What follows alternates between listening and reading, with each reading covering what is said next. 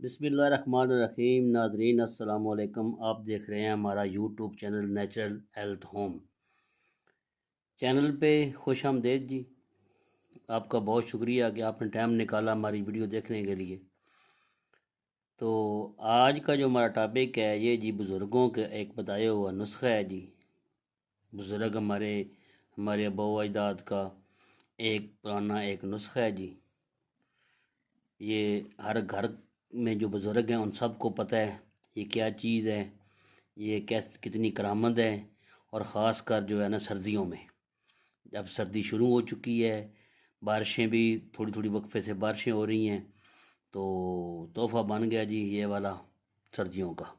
ये जी जलेबी और ये है दूध। अच्छा, अक्सर लोग ये शिकायत करते हैं कि जी दूध जलेबी का रिज़ल्ट नहीं है जी, वो ताकत नहीं मिलती, खाने से कुछ पता ही नहीं चलता खाया भी है कि नहीं। तो भाई उनको ना सबसे पहले तो ये बताएं कि जलेबी जो है ना, जो बुज़ुर्गों ने बताई है, उस वक़्त डालडे घी नहीं थे, ये ऑयल वगैरह नहीं था, उस वक़्त था देसी घी।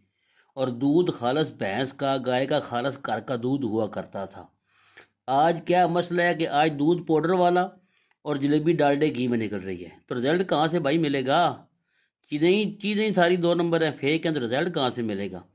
अगर आपने रिज़ल्ट लेना है तो सबसे पहले तो आप जलेबी निकलवाएं, देसी घी में मिल जाती हैं। बड़े शहरों में अक्सर स्टॉल लगे हुए हैं देसी घी वाले, और देसी घी वो डालते भी हैं।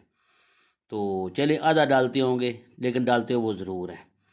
तो दूध भी मुश्किल नहीं है, आपके घर के नज़दीक कहीं ना कहीं कोई किसी की भैंस होगी, वहाँ से आप दूध ले सकते हैं। उस दूध को 2-3 बॉयल देने, अच्छे खासे बॉयल देने हैं। देखें ना, ये देखें, थोड़ा सुरख हो जाए दूध, सही उसको गर्म कर लेना है। 100 ग्राम जलेबी और 200 ml दूध, ये जी डोज है, इससे ज़्यादा नहीं एक बंदे के लिए।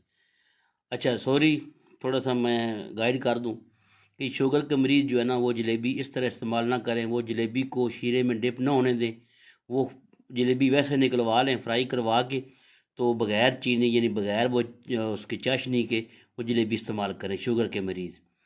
तो मैं पहले ये बता दूं कि शुगर के मरीज़ ये वाली जलेबी मीठे वाली इस्तेमाल ना करें।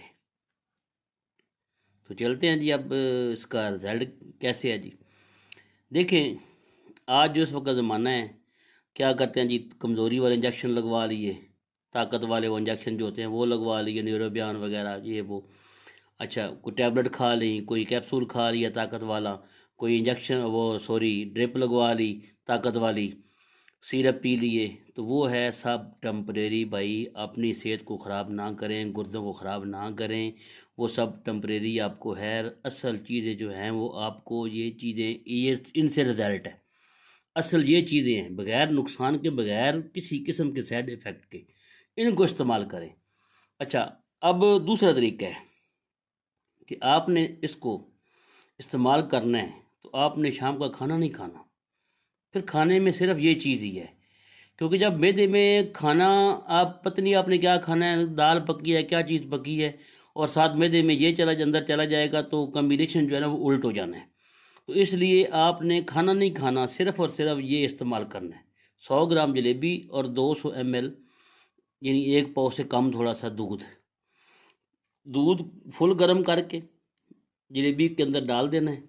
तो या फिर इसको थोड़े देर चूल्हे के ऊपर रख लें, जलेबी और दूध दोनों को, तो ये बिल्कुल जो है ना खीर नमा बन जाए, तो ये आपने खा लेनी है।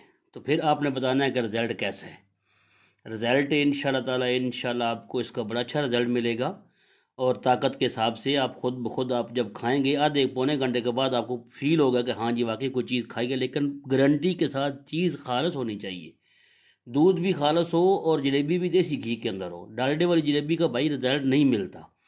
आपको कैसे बताएं कि उसका कुछ भी रिज़ल्ट नहीं है। आप जितनी मर्ज़ी वो खा लेंगे, वो चाहे आप आधा किलो दूध में डाल के खा लें, कोई फ़र्क नहीं पड़ने वाला।